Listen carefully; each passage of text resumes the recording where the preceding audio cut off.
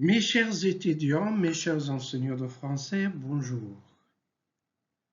Aujourd'hui, Inch'Allah, c'est notre deuxième rencontre dans la 9e partie de notre série Exercez-vous et apprenez-vous.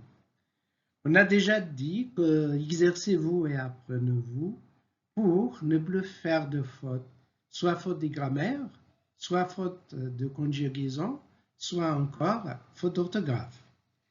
Et dans notre rencontre aujourd'hui, Inch'Allah, nous allons apprendre ensemble comment on peut accorder d'une manière correcte le participe passé, soit avec l'auxiliaire être ou l'auxiliaire avoir. Êtes-vous prête? Êtes-vous prêt? Alors, on commence. Comment on peut former la terminaison de participe passé? Pour le participe passé, selon le verbe, selon le groupe de verbes, la terminaison qu'on accole au radical est différente selon le verbe et le groupe de verbes. Exemple, pour les verbes de premier groupe qui se terminent par ER, la terminaison est accent aigu. Alors, pour le verbe de premier groupe qui se termine par ER, on supprime la lettre R, on met accent aigu sur la lettre E. On peut dire aussi, pour le verbe de premier groupe qui se termine par ER, on supprime le ER, on met E accent aigu. Le même résultat toujours. Alors, pour le verbe de deuxième groupe qui se termine par IR, alors on supprime la lettre R et il reste I. La terminaison est I. Alors, comme finir, fini. Choisir, choisi. Extra. Pour les verbes de troisième groupe, la terminaison est variable. Et il y a parfois le i comme partir, parti, sortir, sorti, etc. Parfois, il y a eu comme attendre, attendu, vouloir, voulu, vivre, vécu, etc. Parfois, il y a s comme prendre, pris, entreprendre, entrepris, etc. Parfois, il y a thé, comme pain, de pain, etc. Parfois, il y a thé aussi comme faire, fait, dire, dit, etc. Voilà pour former la terminaison de participe passé. Le premier groupe, accent aigu. Le deuxième groupe, il y a la lettre I. Pour le verbe de troisième groupe, les terminaisons est variable. On passe maintenant. Comment on peut accorder le participe passé avec l'auxiliaire être? Et comme d'habitude, on commence notre travail avec une activité ou un petit exercice. Alors, nous avons deux phrases.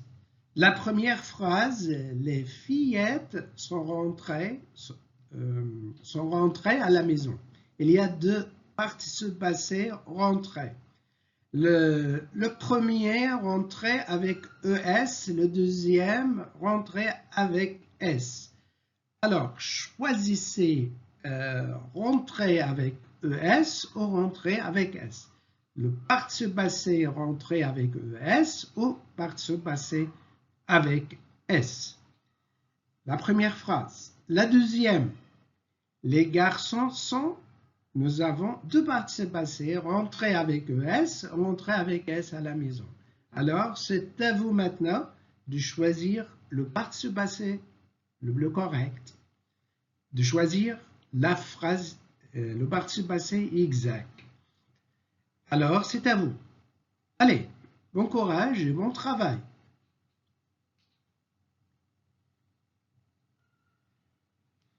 Bon, merci pour vos efforts. Maintenant, la justification et la réponse.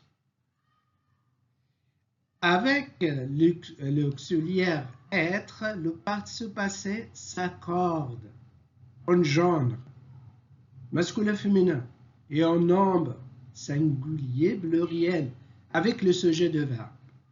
Si vous regardez bien la première phrase, les fillettes, alors le genre féminin. Les fillettes, le nombre pluriel, alors féminin pluriel.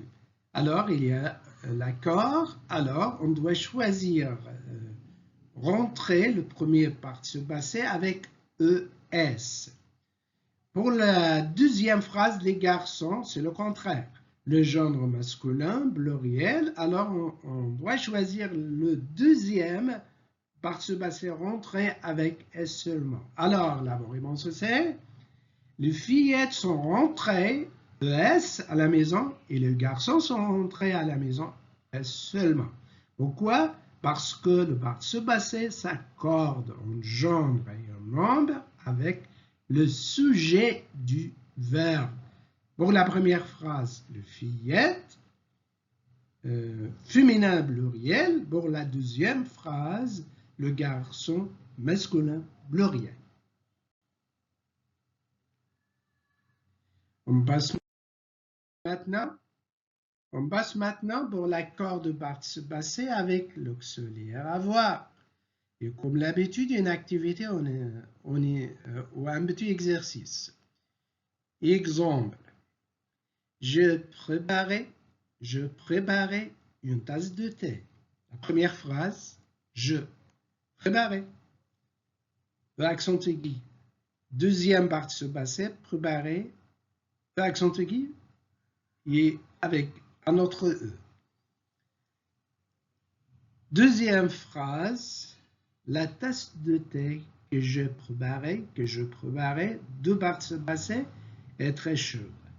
Alors, c'est à vous de choisir le premier ou le deuxième participe passé pour la première phrase et le premier ou le deuxième participe passé pour la deuxième phrase.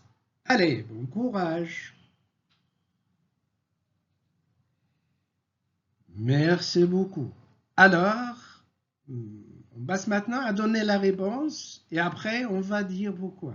Alors, la bonne réponse pour la première phrase, j'ai préparé le premier participe passé accent aigu.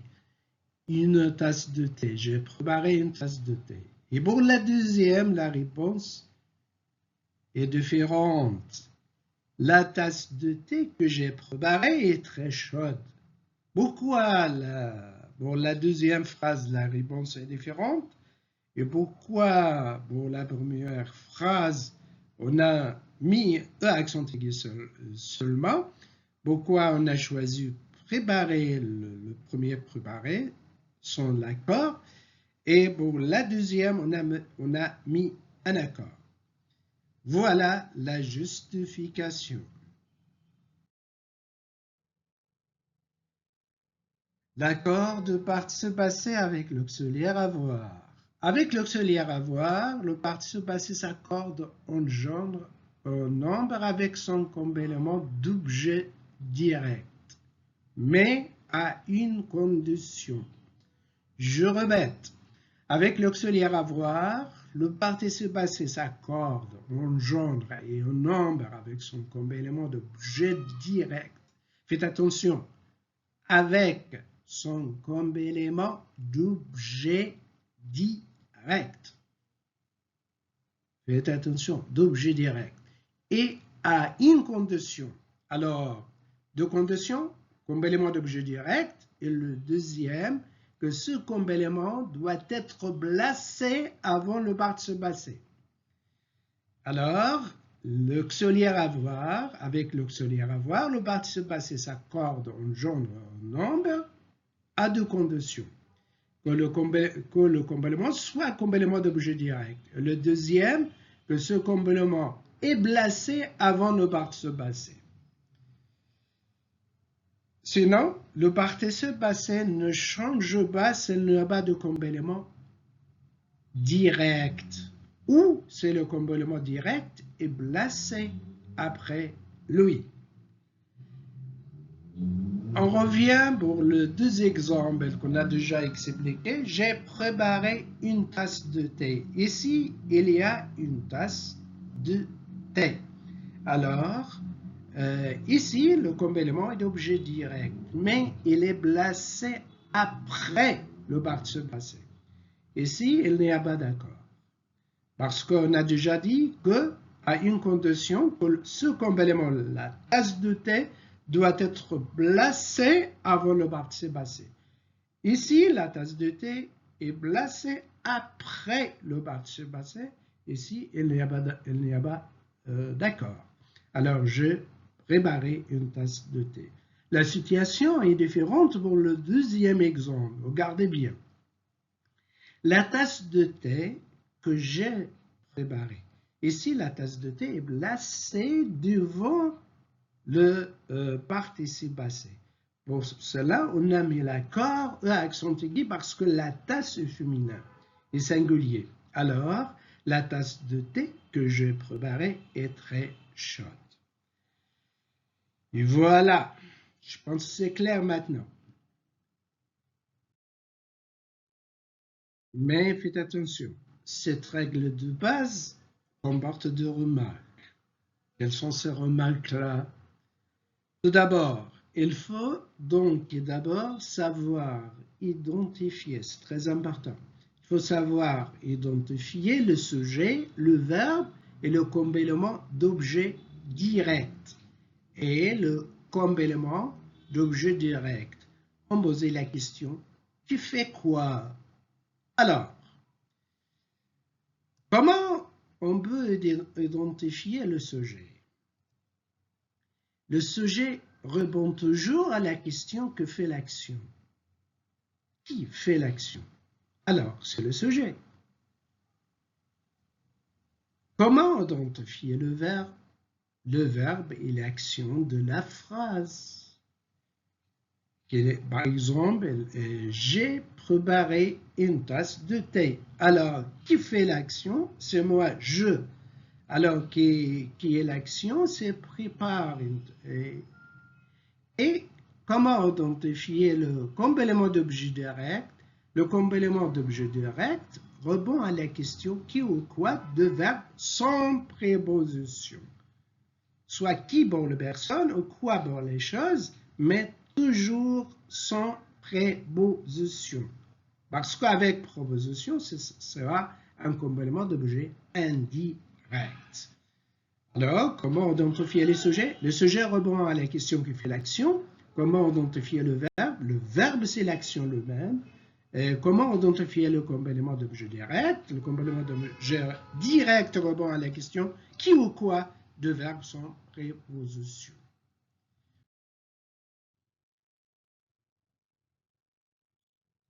Toujours dans les remarques que se trouvent des règles de l'auxiliaire avoir, le participe passé ne s'accorde pas avec un complément d'objet indirect.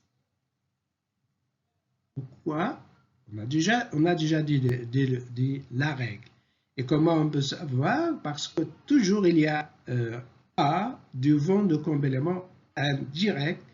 Et alors, le participe passé ne s'accorde pas avec un complément d'objet indirect. Complément d'objet indirect, celui-ci, le complément d'objet indirect, se repère en posant la question à qui ou à quoi. Le complément d'objet direct, on dit qui ou quoi, mais ici, à qui ou à quoi. Par exemple, Sandra, Philippe et son ami lui ont téléphoné. Lui, c'est Sandra.